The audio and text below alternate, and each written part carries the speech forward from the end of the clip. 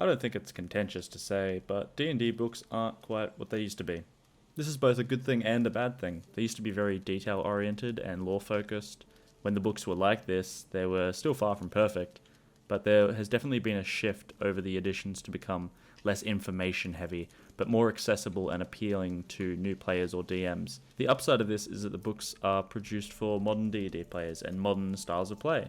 While there's definitely a fair few old school players that are unhappy about this change, the majority of D&D players, modern ones at least, probably prefer the current style of play and the way that the modern D&D books are written.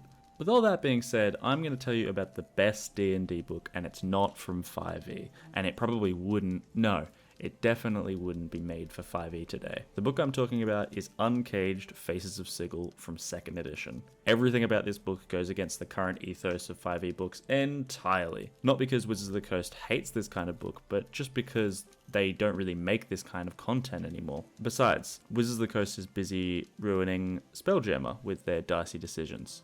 But that's a whole nother discussion. I'll give you some much needed background on this book. Faces of Sigil is a book filled with NPCs, specifically characters from Sigil in the Planescape setting. But the beautiful thing about the setting and Planescape itself is that characters in Sigil could appear literally anywhere by their nature. For those Burks out of the know, Planescape is a plane-hopping setting that makes full use of the D&D multiverse. Most of Planescape's settings are centered on Sigil, a floating city that exists at kind of a hub nexus of the planes where anyone can kind of come and exist in relative peace. As its other name, the City of Doors, suggests, Sigil has portals to every plane of existence scattered throughout the city.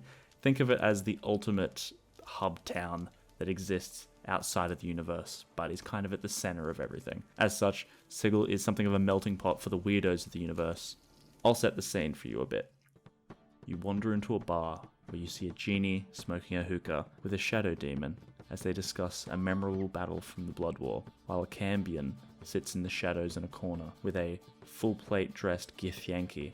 They're signing an infernal contract. All the while on the bar, behind them, stands an elaborately dressed Daver Angel, singing a tune. Plus there's also a band of mortal adventurers wandering around looking for side quests. Anything and everything coexists in Sigil. So with that background in mind, you might be able to see why a book that is a collection of NPCs that exists in this setting can be applied to quite literally any D&D campaign.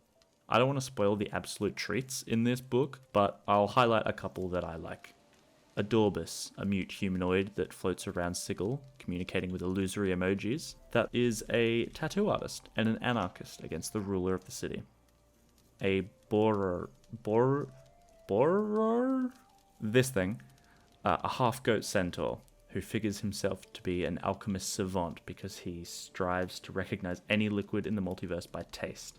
They drink anything and everything to add to their growing knowledge of liquids. Since this is the best D&D book that has ever existed, you might be wondering how you can use Faces of Sigil for 5e. The major incompatibilities you'd find with this book is that it's obviously for 2nd edition, not 5e, so the stat blocks, throw them out. You're not going to use those. You don't want to translate THAC0 into a 5e system. Ignore the stat blocks. I would encourage you to take artistic liberties with the stat blocks, either just completely reskinning old ones from 5e or make your own or tweak them. For example, I encourage you to use something like the Borer. You could use a Centaur stat block.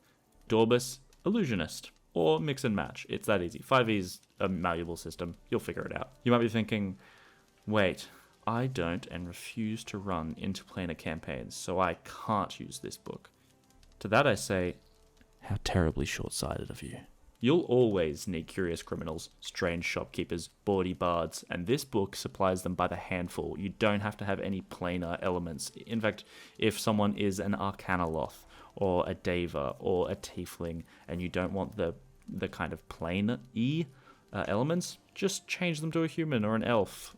Now that we've established why Faces of Sigil is so good, let's loop back around and talk about why it wouldn't be made today. This era of D&D is very much focused on providing a certain kind of product for 5e. Recent releases such as Monsters of the Multiverse and Spelljammer, if I was more cynical, I'd call these remasters, show a distinct decrease in lore, character, and in-depth information about anything. For most of 5e's life, it has put a heavy reliance on DMs to fill in the gaps themselves. There are many adventures where lore or character info is simply described as being mysterious and not having solid answers and leaving it up to the DM, which kind of sucks when you're paying for the system to tell you that. Even the best campaigns that 5e has to offer, like Curse of Strahd and Rime of the Frost Maiden, need these kind of additions and homebrewing to run properly. And that's kind of where things like Faces of Sigil come in handy. It's basically a supplement specifically filled with information that are not included or cut from modern D&D books. It's highly unlikely that Wizards of the Coast would be interested in doing something like this. To illustrate the point about why Faces of Sigil and just an NPC guide in general wouldn't be made for 5th edition by Wizards of the Coast, let's look at all of the books that they've produced since 2014. All of these fit into one of these three categories: a rules expansion, a campaign setting, or an adventure. There's no room for an NPC guide in there. But hey, the old book is cheap on DM's Guild, and like I said, it's easy to port over to 5e, and it's just good reading. I'll finish this by saying that some of the characters that are included in Faces of Sigil actually show up in the 5e Planescape books, but there is very, very little info in those books about the characters. The way that they're written about in Faces of Sigil is not only a lot more interesting, but because most of the passages are written from the perspective of characters living in the City of Doors, they just read a bit better. Chris Perkins, one of the chief designers on current D&D, mentioned how much he loved Faces of Sigil a few years ago, so it's not really any surprise that some of the characters show up in these new Planescape books. I am a bit surprised that they didn't include some of the characters. I mean, there's a lot in Faces of Sigil that you stinky little nerds would really love. One that is in Faces of Sigil is an Arcanoloth that is featured on the front cover of the new Planescape Adventure module. Her name is Shemeshka the Marauder, and while her outfits are great in the new books, if you want more info about them, written in a fun tone, check out Faces of Sigil. If you think there's a better D&D book than Faces of Sigil, keep your damn mouth shut. I don't want to hear it. But the people in the comments might, so go tell them.